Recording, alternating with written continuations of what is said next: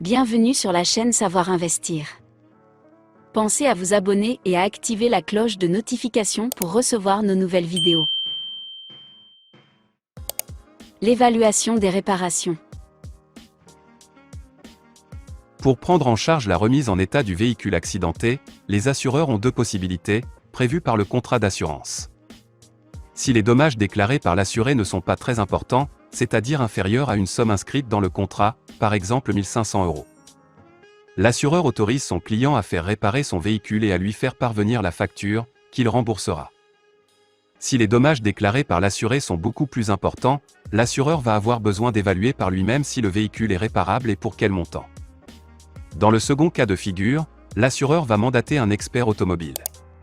Pour cela, il demande à l'assuré de déposer son véhicule dans un garage agréé par sa compagnie. Dans la semaine ou la quinzaine qui suit l'accident, l'expert passe alors l'examiner et établit le montant des dommages remboursés par l'assureur.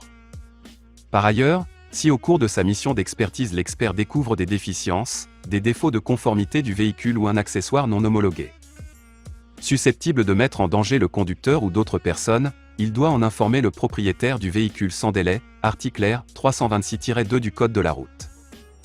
Dans la mesure du possible, essayez de savoir quel jour passe l'expert, pour être présent lors de sa venue, de manière à répondre précisément à ses questions s'il s'en pose.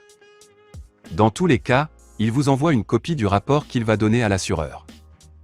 En cas de désaccord sur les conclusions de l'expertise, l'assuré peut faire appel à un expert de son choix pour procéder à une contre-expertise, mais cette fois à ses frais.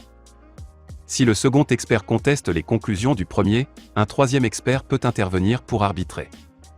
Et, pour ce dernier, l'assureur et l'assuré se partagent le paiement des frais de sa nomination et ses honoraires.